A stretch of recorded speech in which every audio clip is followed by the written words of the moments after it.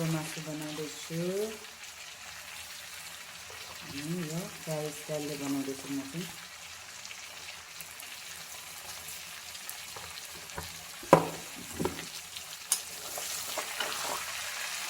धेरै दिनबाट भिडियोमा पनि आएको थिइनँ म।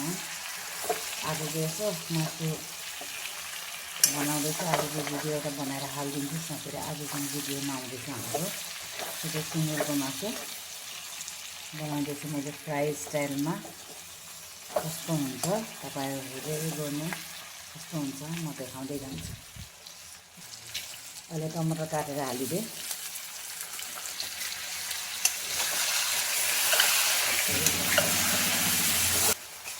टमाटर हालेपछि एकबार यसरी मजाले हिलाइदिने हो।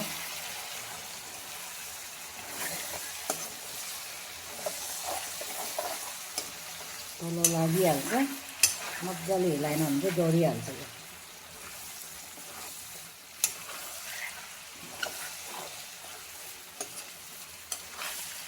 अनि यसलाई अब एकछिन छोपिदिने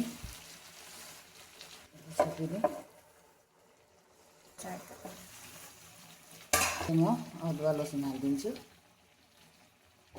अनि त्यही माथिबाट फेरि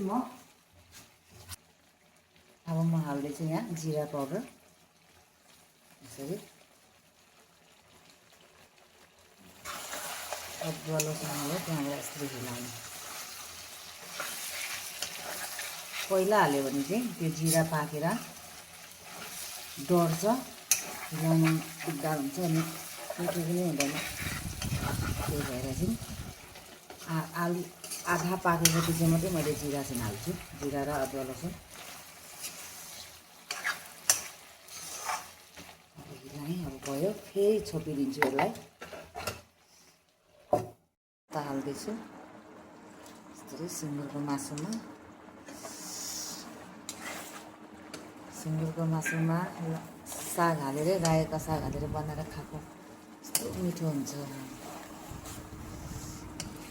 यस्तो गरेर अलिअलि हल्लाइदिनुपर्छ।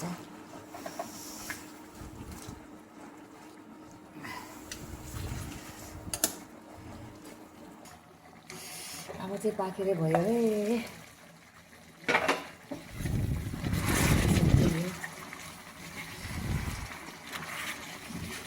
पानी भयो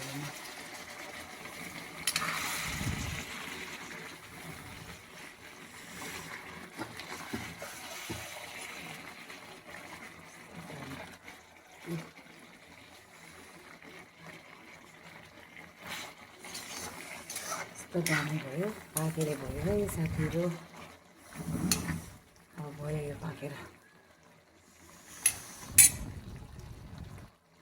मेरो भिडियो राम्रो लाग्यो भने तपाईँहरूले लाइक अनि सेयर गरिदिनु, सब्सक्राइब गरिदिनु।